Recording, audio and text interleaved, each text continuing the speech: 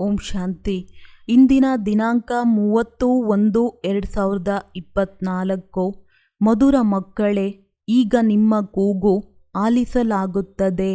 ತಂದೆಯು ನಿಮ್ಮನ್ನು ದುಃಖದಿಂದ ಬಿಡಿಸಿ ಸುಖದಲ್ಲಿ ಕರೆದುಕೊಂಡು ಹೋಗುತ್ತಾರೆ. ಈಗ ನಿಮ್ಮೆಲ್ಲರದ್ದು ವಾನಪ್ರಸ್ಥ ಸ್ಥಿತಿಯಾಗಿದೆ. ಹಿಂತಿರುಗಿ ಮನೆಗೆ ಹೋಗಬೇಕಾಗಿದೆ. ಪ್ರಶ್ನೆ: ಸದಾ ಯೋಗಯುಕ್ತರಾಗಿರಲು ಮತ್ತು ಶ್ರೀಮತದಂತೆ ನಡೆಯುವ ಆಜ್ಞೆಯು ಪ್ರತಿ ಮಗುವಿಗೂ ಪದೇ ಪದೇ ಏಕೆ ಸಿಗುತ್ತಿರುತ್ತದೆ? ಉತ್ತರ: ಏಕೆಂದರೆ ಈಗ ಅಂತಿಮ ವಿನಾಶದ ದೃಶ್ಯವು ಸಮೀಪವಿದೆ. ಕೋಟ್ಯಾಂತರ ಮನುಷ್ಯರು ಸಾಯುತ್ತಾರೆ. ಪ್ರಾಕೃತಿಕ ವಿಕೋಪಗಳಾಗುತ್ತವೆ. ಆ ಸಮಯದಲ್ಲಿ ಸ್ಥಿತಿಯು ಏಕರಸವಾಗಿರಲಿ. ಎಲ್ಲ ದೃಶ್ಯಗಳನ್ನು ನೋಡುತ್ತಿದ್ದರೂ ಸಹ ಬೆಕ್ಕಿಗೆ ಚೆಲ್ಲಾಟ, ಇಲಿಗೆ ಪ್ರಾಣ ಸಂಕಟ ಈ ರೀತಿ ಅನುಭವವಾಗಲಿ. ಅದಕ್ಕಾಗಿ ಯೋಗಯುಕ್ತರಾಗಿರಬೇಕಾಗಿದೆ. ಶ್ರೀಮತದಂತೆ ನಡೆಯುವಂತಹ ಯೋಗಿ ಮಕ್ಕಳೇ ಆನಂದದಲ್ಲಿರುತ್ತಾರೆ. ಅವರ ಬುದ್ಧಿಯಲ್ಲಿರುತ್ತದೆ, ನಾವು ಹಳೆಯ ಶರೀರವನ್ನು ಬಿಟ್ಟು ನಮ್ಮ ಮಧುರ ಮನೆಗೆ ಹೋಗುತ್ತೇವೆ. ಓಂ ಶಾಂತಿ. ಆತ್ಮಿಕ ತಂದೆಯು ಕುಳಿತು ಆತ್ಮಿಕ ಮಕ್ಕಳೊಂದಿಗೆ ಆತ್ಮಿಕ ವಾರ್ತಾಲಾಪವನ್ನು ಮಾಡುತ್ತಿದ್ದಾರೆ ಅಥವಾ ಆತ್ಮಗಳಿಗೆ ತಿಳಿಸುತ್ತಿದ್ದಾರೆ. ಏಕೆಂದರೆ ಆತ್ಮಗಳು ಭಕ್ತಿ ಮಾರ್ಗದಲ್ಲಿ ಬಹಳ ನೆನಪು ಮಾಡುತ್ತಿದ್ದರು. ಒಬ್ಬ ಪ್ರಿಯತಮನಿಗೆ ಎಲ್ಲರೂ ಪ್ರಿಯತಮೆಯರಾಗಿದ್ದಾರೆ. ಆ ಪ್ರಿಯತಮ ಶಿವತಂದೆಯ ಚಿತ್ರ ಮಾಡಲ್ಪಟ್ಟಿದೆ. ಅವರನ್ನು ಕುಳಿತು ಪೂಜಿಸುತ್ತಾರೆ. ಅವರಿಂದ ಏನು ಬೇಡಬೇಕೆಂದು ಅವರಿಗೆ ಗೊತ್ತಿಲ್ಲ. ಪೂಜೆಯಂತೂ ಎಲ್ಲರೂ ಮಾಡುತ್ತಾರೆ. ಶಂಕರಾಚಾರ್ಯರು ಪೂಜೆ ಮಾಡುತ್ತಿದ್ದರು. ಎಲ್ಲರೂ ಅವರನ್ನು ಶ್ರೇಷ್ಠರೆಂದು ತಿಳಿದುಕೊಂಡಿದ್ದಾರೆ. ಬಲೆ ಧರ್ಮಸ್ಥಾಪಕರಾಗಿದ್ದಾರೆ. ಆದರೆ ಅವರೂ ಸಹ ಪುನರ್ಜನ್ಮವನ್ನು ತೆಗೆದುಕೊಳ್ಳುತ್ತಾ ಕೆಳಗಿಳಿಯುತ್ತಾ ಬರುತ್ತಾರೆ. ಈಗ ಎಲ್ಲರೂ ಅಂತಿಮ ಜನ್ಮದಲ್ಲಿ ಬಂದು ತಲುಪಿದ್ದಾರೆ. ತಂದೆಯು ತಿಳಿಸುತ್ತಾರೆ, ನೀವು ಚಿಕ್ಕವರು ದೊಡ್ಡವರದ್ದು ಎಲ್ಲರದ್ದು ವಾನಪ್ರಸ್ಥ ಸ್ಥಿತಿಯಾಗಿದೆ. ನಾನು ನಿಮ್ಮೆಲ್ಲರನ್ನು ಹಿಂತಿರುಗಿ ಮನೆಗೆ ಕರೆದುಕೊಂಡು ಹೋಗುತ್ತೇನೆ. ಪತಿತ ಪ್ರಪಂಚದಲ್ಲಿ ಬನ್ನಿ ಎಂದೇ ನನ್ನನ್ನು ಕರೆಯುತ್ತಾರೆ. ಎಷ್ಟೊಂದು ಗೌರವವನ್ನಿಡುತ್ತಾರೆ. ಪತಿತ ಪಾವನ ಪರದೇಶದಲ್ಲಿ ಬನ್ನಿ. ಅವಶ್ಯವಾಗಿ ದುಃಖಿಗಳಾಗಿದ್ದೇವೆ, ಆಗಲೇ ಕರೆಯುತ್ತೇವೆ. ದುಃಖಹರ್ತ ಸುಖಕರ್ತ ಎಂದು ಗಾಯನ ಮಾಡಲಾಗುತ್ತದೆ. ಅಂದಾಗ ಅವಶ್ಯವಾಗಿ ಚೀಚಿ ಹಳೆಯ ಪ್ರಪಂಚ ಹಳೆಯ ಶರೀರದಲ್ಲಿ ಬರಬೇಕಾಗುವುದು. ಅದು ತಮೋಪ್ರಧಾನದ ಶರೀರದಲ್ಲಿ ಬರಬೇಕಾಗುವುದು. ಸತೋಪ್ರಧಾನ ಪ್ರಪಂಚದಲ್ಲಿ ನನ್ನನ್ನು ಯಾರೂ ನೆನಪು ಮಾಡುವುದಿಲ್ಲ. ಡ್ರಾಮಾ ಅನುಸಾರ ಎಲ್ಲರನ್ನೂ ಸುಖಿಗಳನ್ನಾಗಿ ಮಾಡುತ್ತೇನೆ. ಸತ್ಯಯುಗದಲ್ಲಿ ಅವಶ್ಯವಾಗಿ ಆದಿ ಸನಾತನ ದೇವಿ ದೇವತಾ ಧರ್ಮವಿರುತ್ತದೆ. ಅನ್ಯ ಸತ್ಸಂಗಗಳಲ್ಲಂತೂ ಕೇವಲ ಶಾಸ್ತ್ರವನ್ನು ಓದುತ್ತಾ ಕೆಳಗಿಳಿಯುತ್ತಲೇ ಹೋಗುತ್ತಾರೆ ಎಂಬುದನ್ನು ಬುದ್ಧಿಯಿಂದ ತಿಳಿಯಬೇಕಾಗಿದೆ. ಕೆಸರಿನಲ್ಲಿ ಬಿದ್ದವರು ದುಃಖಿಗಳಾಗುತ್ತಾರೆ. ಇದಂತೂ ದುಃಖಧಾಮವೇ ಆಗಿದೆ. ಅದು ಸುಖಧಾಮವಾಗಿದೆ.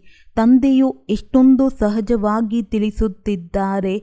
ಏಕೆಂದರೆ ಅಸಹಾಯ ಅಬಲೆಯರು ಸ್ವಲ್ಪವೂ ತಿಳಿದುಕೊಳ್ಳಲು ಆಗುವುದಿಲ್ಲ. ನಾವು ಹಿಂತಿರುಗಿ ಹೋಗಲೇಬೇಕಾಗಿದೆ ಮತ್ತು ಸದಾ ಪುನರ್ಜನ್ಮವನ್ನು ತೆಗೆದುಕೊಳ್ಳುತ್ತಾ ಇರುತ್ತೇವೆ ಎಂಬುದು ಯಾರಿಗೂ ಗೊತ್ತೇ ಇಲ್ಲ. ಈಗಂತೂ ಎಲ್ಲ ಧರ್ಮದವರೂ ಇದ್ದಾರೆ. ಮೊದಲು ಸ್ವರ್ಗವಿದ್ದಾಗ ಒಂದೇ ಧರ್ಮವಿತ್ತು. ಪೂರ್ಣ ಚಕ್ರವೇ ಬುದ್ಧಿಯಲ್ಲಿದೆ. ಬೇರೆ ಯಾರಿಗೂ ಈ ಮಾತುಗಳು ಬುದ್ಧಿಯಲ್ಲಿ ಕುಳಿತುಕೊಳ್ಳುವುದಕ್ಕೆ ಸಾಧ್ಯವಿಲ್ಲ. ಅವರಂತೂ ಕಲ್ಪದ ಆಯಸ್ಸು ಲಕ್ಷಾಂತರ ವರ್ಷಗಳೆಂದು ಹೇಳಿಬಿಡುತ್ತಾರೆ. ಇದಕ್ಕೆ ಘೋರ ಅಂಧಕಾರವೆಂದು ಹೇಳಲಾಗುತ್ತದೆ. ಜ್ಞಾನವು ಸಂಪೂರ್ಣ ಬೆಳಕಾಗಿದೆ. ಈಗ ನೀವು ಮಕ್ಕಳ ಬುದ್ಧಿಯಲ್ಲಿ ಪ್ರಕಾಶವಿದೆ. ನೀವು ಯಾವುದೇ ಮಂದಿರ ಮುಂತಾದವುಗಳಿಗೆ ಹೋಗುತ್ತೀರೆಂದರೆ ನಾವು ಶಿವತಂದೆಯ ಬಳಿಗೆ ಹೋಗುತ್ತೇವೆಂದು ನೀವು ಹೇಳುತ್ತೀರಿ. ಇಂತಹ ಲಕ್ಷ್ಮೀನಾರಾಯಣರು ನಾವಾಗುತ್ತೇವೆ ಎನ್ನುವ ಮಾತುಗಳು ಅನ್ಯ ಸತ್ಸಂಗಗಳಲ್ಲಿ ಇರುವುದಿಲ್ಲ. ಅದೆಲ್ಲವೂ ಭಕ್ತಿ ಮಾರ್ಗದ ಮಾತುಗಳಾಗಿವೆ. ಈಗ ನೀವು ರಚಯಿತ ಮತ್ತು ರಚನೆಯ ಆದಿ ಮಧ್ಯ ಅಂತ್ಯವನ್ನು ತಿಳಿದಿದ್ದೀರಿ. ಋಷಿಮುನಿ ಮುಂತಾದವರು ರಚಯಿತನ ಬಗ್ಗೆ ನಮಗೆ ಏನೂ ತಿಳಿದಿಲ್ಲವೆಂದು ಹೇಳುತ್ತಿದ್ದರು. ನೀವು ಸಹ ಮೊದಲು ಏನನ್ನೂ ತಿಳಿದುಕೊಂಡಿರಲಿಲ್ಲ.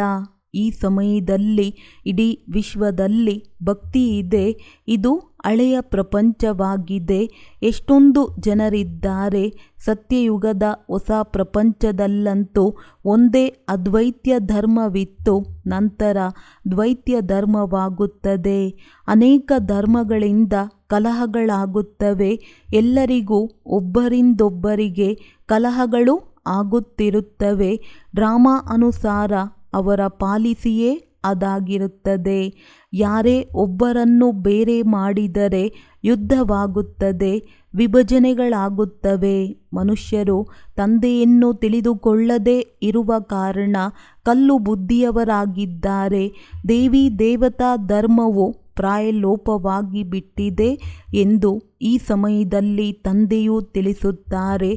ದೇವಿ ದೇವತೆಗಳ ರಾಜ್ಯವಿತ್ತೆಂದು ಯಾರೊಬ್ಬರಿಗೂ ತಿಳಿದಿಲ್ಲ.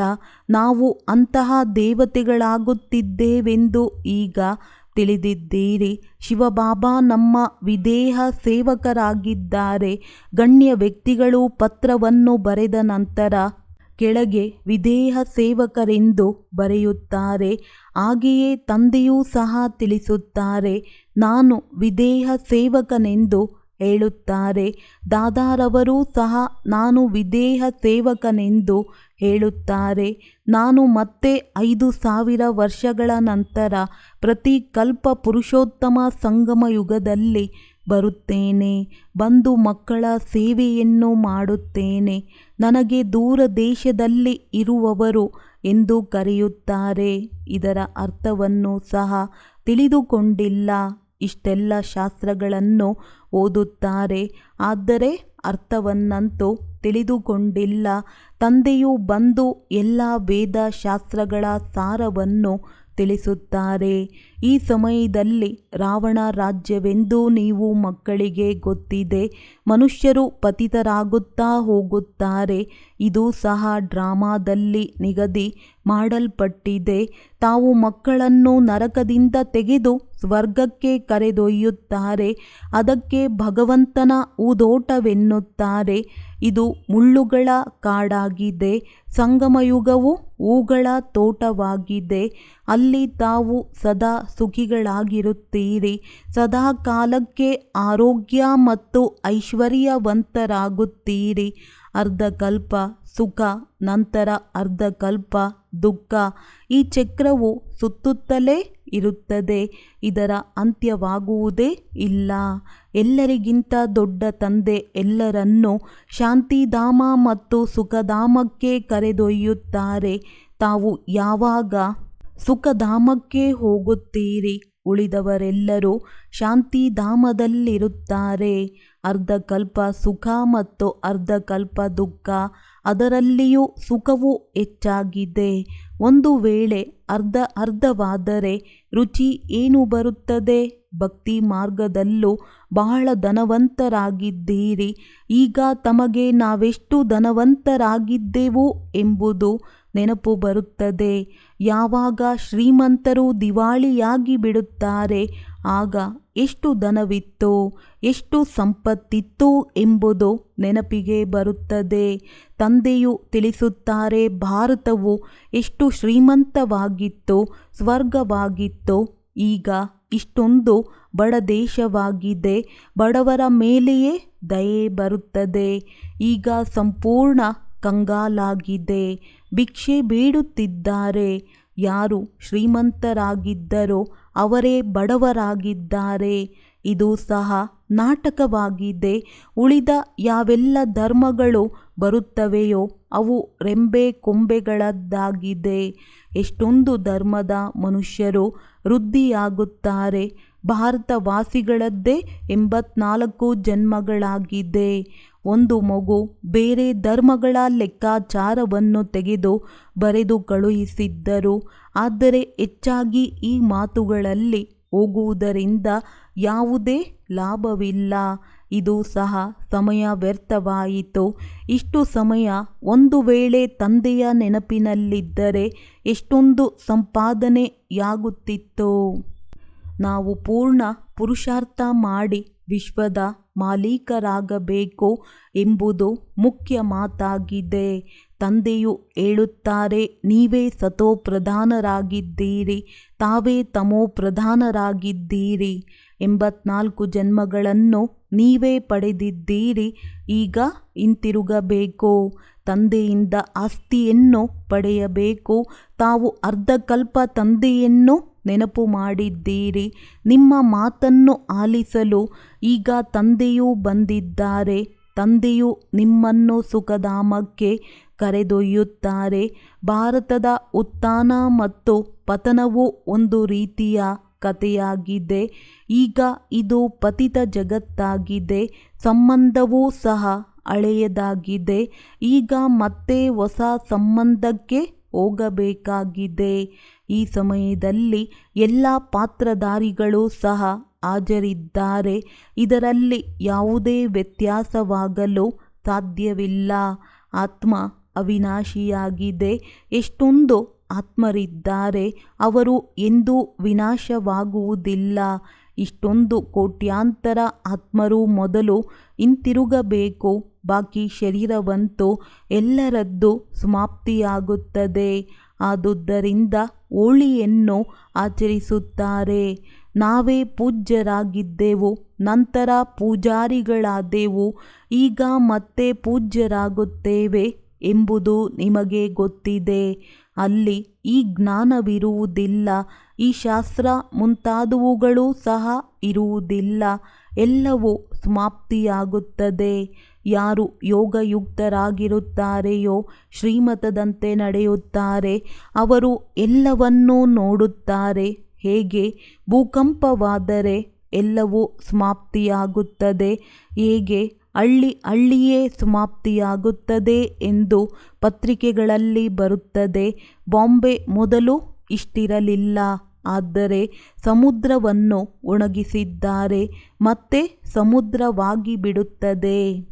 ಈ ಮನೆಗಳು ಯಾವುದೂ ಇರುವುದಿಲ್ಲ. ಸತ್ಯಯುಗದಲ್ಲಿ ಸಿಹಿಯಾದ ನೀರಿನ ಬಳಿ ಮೆಹಲುಗಳಿರುತ್ತದೆ, ಉಪ್ಪು ನೀರಿನ ಮೇಲೆ ಇರುವುದಿಲ್ಲ. ಅಂದ ಮೇಲೆ ಇದು ಇರುವುದೇ ಇಲ್ಲ. ಸಮುದ್ರವು ಒಮ್ಮೆ ಉಕ್ಕಿದರೂ ಸಹ ಎಲ್ಲವೂ ಸಮಾಪ್ತಿಯಾಗಿ ಬಿಡುತ್ತದೆ. ಬಹಳ ಉಪದ್ರವವಾಗುತ್ತದೆ. ಕೋಟ್ಯಾಂತರ ಮನುಷ್ಯರು ಸಾಯುತ್ತಾರೆ. ದವಸ ಧಾನ್ಯವೆಲ್ಲವೂ ಎಲ್ಲಿಂದ ಬರುತ್ತದೆ? ಆಪತ್ತುಗಳು ಬಂದೇ ಬರುತ್ತವೆ ಎಂದು ಮನುಷ್ಯರು ಸಹ ಹೇಳುತ್ತಾರೆ. ಮನುಷ್ಯರು ಸಾಯುವಾಗ ಯಾರು ಯೋಗಯುಕ್ತರಾಗಿರುತ್ತಾರೆಯೋ ಅವರು ಆ ಸಮಯದಲ್ಲಿ ಖುಷಿಯಾಗಿರುತ್ತಾರೆ. ಬೆಕ್ಕಿಗೆ ಚೆಲ್ಲಾಟ, ಇಲಿಗೆ ಪ್ರಾಣ ಸಂಕಟ, ಹಿಮದ ಮಳೆ ಸುರಿಯುವುದರಿಂದ ಬಹಳ ಮನುಷ್ಯರು ಸಾಯುತ್ತಾರೆ. ಬಹಳ ಪ್ರಾಕೃತಿಕ ವಿಕೋಪಗಳಾಗುತ್ತವೆ. ಇವೆಲ್ಲವೂ ಸಮಾಪ್ತಿಯಾಗುತ್ತದೆ. ಇದಕ್ಕೆ ಪ್ರಾಕೃತಿಕ ವಿಕೋಪವೆಂದು ಹೇಳಲಾಗುತ್ತದೆ. ಪರಮಾತ್ಮನ ವಿಕೋಪವೆಂದು ಹೇಳುವುದಿಲ್ಲ. ಪರಮಾತ್ಮನಿಗೆ ದೋಷ ಹೊರಿಸುತ್ತೀರಾ? ಶಂಕರನು ಕಣ್ಣು ತೆರೆದನು, ವಿನಾಶವಾಯಿತೆಂದಂತೂ ಅಲ್ಲ. ಇದೆಲ್ಲವೂ ಭಕ್ತಿ ಮಾರ್ಗದ ಮಾತುಗಳಾಗಿವೆ. ಅಣ್ವಸ್ತ್ರಗಳ ಬಗ್ಗೆಯೂ ಶಾಸ್ತ್ರಗಳಲ್ಲಿ ಬರೆಯಲಾಗಿದೆ. ತಮಗೆ ಗೊತ್ತಿದೆ ಈ ಅಣ್ವಸ್ತ್ರಗಳಿಂದ ಹೇಗೆ ವಿನಾಶ ಮಾಡುತ್ತಾರೆ, ಹೇಗೆ ಬೆಂಕಿ, ವಿಷ, ಅನಿಲವು ಅದರಲ್ಲಿ ಬೀಳುತ್ತದೆ. ತಂದೆಯು ತಿಳಿಸುತ್ತಾರೆ, ಅಂತಿಮದಲ್ಲಿ ಎಲ್ಲರೂ ತಕ್ಷಣವೇ ಸಾಯುತ್ತಾರೆ. ಯಾವ ಮಕ್ಕಳೂ ಸಹ ದುಃಖಿಯಾಗಬಾರದು. ಆದ್ದರಿಂದ ಪ್ರಾಕೃತಿಕ ವಿಕೋಪಗಳಿಂದ ತಕ್ಷಣ ಸಾಯುತ್ತಾರೆ. ಇದೆಲ್ಲವೂ ಮಾಡಲ್ಪಟ್ಟಂತಹ ನಾಟಕವಾಗಿದೆ. ಆತ್ಮವು ಅವಿನಾಶಿಯಾಗಿದೆ ಎಂದು ವಿನಾಶವಾಗುವುದಿಲ್ಲ. ಚಿಕ್ಕದ್ದು ದೊಡ್ಡದ್ದು ಆಗುವುದಿಲ್ಲ. ಶರೀರವೆಲ್ಲವೂ ಇಲ್ಲಿಯೇ ಸಮಾಪ್ತಿಯಾಗುತ್ತದೆ. ಉಳಿದೆಲ್ಲ ಆತ್ಮರು ಮನೆಗೆ ಹೊರಟು ಹೋಗುತ್ತವೆ. ಕಲ್ಪಕಲ್ಪದ ಸಂಗಮಯುಗದಲ್ಲಿ ತಂದೆಯೂ ಬರುತ್ತಾರೆ. ತಾವೂ ಸಹ ಈ ಪುರುಷೋತ್ತಮ ಸಂಗಮಯುಗದಲ್ಲಿ ಸರ್ವಶ್ರೇಷ್ಠರಾಗುತ್ತೀರಿ. ವಾಸ್ತವದಲ್ಲಿ ಶ್ರೀ ಶ್ರೀ ಎಂದು ಶಿವತಂದೆಯನ್ನು ಹಾಗೂ ಶ್ರೀ ಎಂದು ಈ ದೇವತೆಗಳಿಗೆ ಹೇಳಲಾಗುತ್ತದೆ. ಇತ್ತೀಚಿನ ದಿನಗಳಲ್ಲಿ ಎಲ್ಲರಿಗೂ ಶ್ರೀ ಶ್ರೀ ಎಂದು ಹೇಳುತ್ತಿರುತ್ತಾರೆ. ಶ್ರೀಮತಿ ಶ್ರೀ ಇಂಥವರೆಂದು. ಈಗ ಶ್ರೀಮತವನ್ನು ಒಬ್ಬ ತಂದೆಯೇ ಕೊಡುತ್ತಾರೆ. ವಿಕಾರದಲ್ಲಿ ಹೋಗುವುದೇನು ಶ್ರೀಮತವಾಗಿದೆಯೇ? ಇದಂತೂ ಭ್ರಷ್ಟಾಚಾರಿ ಪ್ರಪಂಚವಾಗಿದೆ. ಈಗ ಮಧುರಾತಿ ಮಧುರ ಮಕ್ಕಳಿಗೆ ತಂದೆಯೂ ತಿಳಿಸುತ್ತಾರೆ, ನನ್ನನ್ನು ನೆನಪು ಮಾಡಿದರೆ ತುಕ್ಕು ಹೊರಟು ಹೋಗುತ್ತದೆ. ಗೃಹಸ್ಥ ವ್ಯವಹಾರದಲ್ಲಿರುತ್ತಾ ಕಮಲ ಪುಷ್ಪ ಸಮಾನ ಪವಿತ್ರರಾಗಿ ಸ್ವಯಂಗೆ ಈಗ ವಿಶ್ವದ ಆದಿ ಮಧ್ಯ ಅಂತ್ಯದ ಚಕ್ರದ ಜ್ಞಾನವೂ ಸಿಕ್ಕಿದೆ. ಆದರೆ ಈ ಅಲಂಕಾರಗಳನ್ನು ತಮಗೆ ಕೊಡಲು ಸಾಧ್ಯವಿಲ್ಲ. ಇಂದು ತಾವು ತಮ್ಮನ್ನು ಸ್ವದರ್ಶನ ಚಕ್ರಧಾರಿ ಎಂದು ತಿಳಿಯುತ್ತೀರಿ. ನಾಳೆ ಮಾಯೆಯು ಪೆಟ್ಟು ಕೊಟ್ಟರೆ ಜ್ಞಾನವೇ ಆರಿ ಹೋಗುತ್ತದೆ. ಆದ್ದರಿಂದ ತಾವು ಬ್ರಾಹ್ಮಣರ ಮಾಲೆಯನ್ನೂ ಸಹ ಮಾಡಲಾಗುವುದಿಲ್ಲ. ಮಾಯೆಯು ಪೆಟ್ಟು ಕೊಟ್ಟು ಅನೇಕರನ್ನು ಬೀಳಿಸಿ ಬಿಡುತ್ತದೆ. ಅಂದ ಮೇಲೆ ಅವರ ಮಾಲೆಯು ಹೇಗಾಗುತ್ತದೆ? ದಶೆಗಳು ಬದಲಾಗುತ್ತಿರುತ್ತವೆ. ರುದ್ರಮಾಲೆಯು ಸರಿ ಇದೆ, ವಿಷ್ಣುವಿನ ಮಾಲೆಯೂ ಸಹ ಇದೆ. ಬಾಕಿ ಬ್ರಾಹ್ಮಣರ ಮಾಲೆಯನ್ನು ಮಾಡಲಾಗುವುದಿಲ್ಲ. ದೇಹ ಸಹಿತ ದೇಹದ ಸರ್ವ ಧರ್ಮಗಳನ್ನು ಬಿಟ್ಟು ನನ್ನೊಬ್ಬನನ್ನೇ ನೆನಪು ಮಾಡಿ ಎಂದು ನೀವು ಮಕ್ಕಳಿಗೆ ಆದೇಶವನ್ನು ಕೊಡುತ್ತಾರೆ. ತಂದೆಯಂತೂ ನಿರಾಕಾರನಾಗಿದ್ದಾರೆ. ಅವರಿಗೆ ಅವರ ಶರೀರವಂತೂ ಇಲ್ಲ ಮತ್ತು ಇವರ ವಾನಪ್ರಸ್ಥ ಸ್ಥಿತಿಯಲ್ಲಿ ತಂದೆ ಬಂದಿದ್ದಾರೆ. ಯಾವಾಗ ಇವರಿಗೆ 60 ವರ್ಷಗಳಾಯಿತೋ ಆಗ ಇವರ ವಾನಪ್ರಸ್ಥ ಸ್ಥಿತಿಯಾಯಿತು. ವಾನಪ್ರಸ್ಥ ಸ್ಥಿತಿಯಲ್ಲಿಯೇ ಗುರುಗಳನ್ನಾಗಿ ಮಾಡಿಕೊಳ್ಳುತ್ತಾರೆ. ನಾನಂತೂ ಸದ್ಗುರುವಾಗಿದ್ದೇನೆ, ಆದರೆ ಗುಪ್ತ ವೇಷದಲ್ಲಿ ಇದ್ದೇನೆ. ಅವರು ಭಕ್ತಿಯ ಗುರುಗಳಾಗಿದ್ದಾರೆ, ನಾನು ಜ್ಞಾನದ ಗುರುವಾಗಿದ್ದೇನೆ. ಪ್ರಜಾಪಿತ ಬ್ರಹ್ಮರವರನ್ನು ನೋಡಿ ಎಷ್ಟೊಂದು ಮಕ್ಕಳಿದ್ದಾರೆ. ಬುದ್ಧಿಯು ಲೌಕಿಕದಿಂದ ಬೇಹದ್ದಿನ ಕಡೆ ಹೋಗಿದೆ. ಮುಕ್ತಿಯಲ್ಲಿ ಹೋಗಿ ನಂತರ ಜೀವನ್ಮುಕ್ತಿಯಲ್ಲಿ ಬರುತ್ತಾರೆ. ತಾವು ಮೊದಲು ಬರುತ್ತೀರಿ, ಅನ್ಯರು ನಂತರ ಬರುತ್ತಾರೆ. ಪ್ರತಿಯೊಬ್ಬರಿಗೆ ಮೊದಲು ಸುಖ ನಂತರ ದುಃಖವನ್ನು ಅನುಭವಿಸಬೇಕಾಗುತ್ತದೆ. ಇದು ವಿಶ್ವದ ನಾಟಕವಾಗಿದೆ. ಆದ್ದರಿಂದ ಹೇಳುತ್ತಾರೆ, ಓಹೋ ಪ್ರಭು, ನಿನ್ನ ಲೀಲೆ. ನಿಮ್ಮ ಬುದ್ಧಿಯು ಮೇಲಿನಿಂದ ಕೆಳಗಿನವರೆಗೆ ಚಕ್ರ ಹಾಕುತ್ತಾ ಇರುತ್ತದೆ. ತಾವು ಮಾರ್ಗವನ್ನು ತಿಳಿಸುವಂತಹ ಪ್ರಕಾಶ ಸ್ತಂಭವಾಗಿದ್ದೀರಿ. ತಾವು ತಂದೆಯ ಮಕ್ಕಳಾಗಿದ್ದೀರಲ್ಲವೇ? ನನ್ನನ್ನು ನೆನಪು ಮಾಡಿದರೆ ತಾವು ತಮೋಪ್ರಧಾನರಿಂದ ಸತೋಪ್ರಧಾನವಾಗುತ್ತೀರೆಂದು ತಂದೆಯು ಹೇಳುತ್ತಾರೆ. ರೈಲಿನಲ್ಲಿಯೂ ಸಹ ತಾವು ತಿಳಿಸಬಹುದು, ಬೇಹದ್ದಿನ ತಂದೆಯು ಸ್ವರ್ಗದ ರಚಯಿತನಾಗಿದ್ದಾರೆ. ಭಾರತದಲ್ಲಿ ಸ್ವರ್ಗವಿತ್ತು, ತಂದೆಯು ಭಾರತದಲ್ಲಿ ಬರುತ್ತಾರೆ. ಶಿವ ಜಯಂತಿಯೂ ಸಹ ಭಾರತದಲ್ಲಿಯೇ ಆಚರಿಸಲಾಗುತ್ತದೆ. ಆದರೆ ಯಾವಾಗ ಆಗುತ್ತದೆ ಅದು ಯಾರಿಗೂ ಗೊತ್ತಿಲ್ಲ. ದಿನಾಂಕವೇನೂ ಇಲ್ಲ, ಏಕೆಂದರೆ ಗರ್ಭದಿಂದ ಜನ್ಮ ಪಡೆಯುವುದಿಲ್ಲ. ತಮ್ಮನ್ನು ಆತ್ಮನೆಂದು ತಿಳಿಯಿರಿ ಎಂದು ತಂದೆಯು ತಿಳಿಸುತ್ತಾರೆ. ತಾವು ಅಶರೀರಿಯಾಗಿ ಬಂದಿದ್ದೀರಿ, ಪವಿತ್ರರಾಗಿದ್ದೀರಿ, ಪುನಃ ಅಶರೀರಿಗಳಾಗಿ ಹೋಗುತ್ತೀರಿ. ನನ್ನೊಬ್ಬನನ್ನೇ ನೆನಪು ಮಾಡಿದರೆ ಪಾಪವು ತುಂಡಾಗುತ್ತದೆ. ಒಳ್ಳೆಯದು. ಮಧುರಾತಿ ಮಧುರ ಅಗಲಿ ಹೋಗಿ ಮರಳಿ ಸಿಕ್ಕಿರುವಂತಹ ಮಕ್ಕಳಿಗೆ ಪ್ರೀತಿಯ ಮಾತ್ಪಿತಾ ಬಾಪ್ತಾದರವರ ನೆನಪು, ಪ್ರೀತಿ ಹಾಗೂ ಸುಪ್ರಭಾತ. ಆತ್ಮೀಯ ಮಕ್ಕಳಿಗೆ ಆತ್ಮೀಯ ತಂದೆಯ ನಮಸ್ತೆ. ಧಾರಣೆಗಾಗಿ ಮುಖ್ಯ ಸಾರ: ಪ್ರಕಾಶ ಸ್ತಂಭರಾಗಿ ಎಲ್ಲರಿಗೂ ಮಾರ್ಗವನ್ನು ತಿಳಿಸಬೇಕು. ಬುದ್ಧಿಯು ಸೀಮಿತವಾದುದರಿಂದ ತೆಗೆದು ಬೇಹದ್ದಿನಲ್ಲಿಡಬೇಕಾಗಿದೆ. ಸ್ವದರ್ಶನ ಚಕ್ರಧಾರಿ ಆಗಬೇಕಾಗಿದೆ. ಈಗ ಹಿಂತಿರುಗಿ ಮನೆಗೆ ಹೋಗಬೇಕಾಗಿದೆ. ಆದ್ದರಿಂದ ಈ ವಾನಪ್ರಸ್ಥ ಸ್ಥಿತಿಯಲ್ಲಿ ಸತೋಪ್ರಧಾನರಾಗುವ ಪುರುಷಾರ್ಥ ಮಾಡಬೇಕಾಗಿದೆ. ತಮ್ಮ ಸಮಯವನ್ನು ವ್ಯರ್ಥ ಮಾಡಬಾರದು. ವರದಾನ: ಸಂಬಂಧ ಸಂಪರ್ಕದಲ್ಲಿ ಬರುತ್ತಾ ವಜ್ರವಾಗಿ ವಜ್ರವನ್ನು ನೋಡುವಂತಹ ಕಲ್ಮಶರಹಿತ ವಜ್ರಭವ. ಬಾಪ್ತಾದನ ಶ್ರೀಮತವಾಗಿದೆ, ವಜ್ರವಾಗಿ ವಜ್ರವನ್ನು ನೋಡಬೇಕು. ಇಲ್ಲ, ಯಾವುದೇ ಆತ್ಮ ಕಲ್ಲಿದ್ದಲಿನಂತೆ ಕಪ್ಪು ಸಂಪೂರ್ಣ ತಮೋಗುಣಿ ಇರಬಹುದು. ಆದರೆ ನಿಮ್ಮ ದೃಷ್ಟಿ ಬೀಳುವುದರಿಂದ ಅವರ ಕಪ್ಪುತನ ಕಡಿಮೆಯಾಗಿ ಬಿಡುವುದು. ಅಮೃತ ವೇಳೆಯಿಂದ ರಾತ್ರಿಯವರೆಗೆ ಎಷ್ಟೇ ಜನಗಳ ಸಂಬಂಧ ಸಂಪರ್ಕದಲ್ಲಿ ಬನ್ನಿ, ಕೇವಲ ವಜ್ರ ಆಗಿ ವಜ್ರವನ್ನೇ ನೋಡುತ್ತೀರಿ. ಯಾವುದೇ ವಿಘ್ನ ಅಥವಾ ಸ್ವಭಾವದ ವಶ ವಜ್ರದ ಮೇಲೆ ಕಲ್ಮಶ ಅಂಟದಿರಲಿ. ಅನೇಕ ಪ್ರಕಾರದ ಎಷ್ಟೇ ಪರಿಸ್ಥಿತಿಗಳ ವಿಘ್ನ ಬರಲಿ, ಆದರೆ ನೀವು ಇಂತಹ ಶಕ್ತಿಶಾಲಿಯಾಗಿ ಯಾವುದರ ಪ್ರಭಾವ ಬೀಳದಿರಲಿ. ಸ್ಲೋಗನ್: ಮನಸ್ಸು ಮತ್ತು ಬುದ್ಧಿಯನ್ನು ಮನ್ಮಥದಿಂದ ಸದಾ ಖಾಲಿ ಇಡುವಂಥವರೇ ಆಜ್ಞಾಕಾರಿಯಾಗಿದ್ದಾರೆ. ಅವ್ಯಕ್ತ ಸೈಲೆನ್ಸ್ನ ಮೂಲಕ ಡಬಲ್ ಲೈಟ್ ಫರಿಸ್ತಾ ಸ್ಥಿತಿಯ ಅನುಭವ ಮಾಡಿ.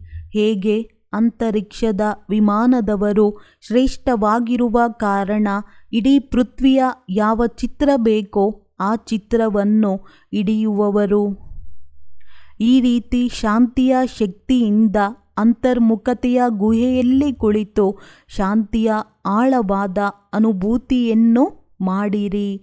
ಈ ಅನುಭೂತಿ ಡಬಲ್ ಲೈಟ್ ಫರಿಸ್ತೆಗಳನ್ನಾಗಿ ಮಾಡಿಬಿಡುತ್ತದೆ. ಒಳ್ಳೆಯದು. ಓಂ ಶಾಂತಿ.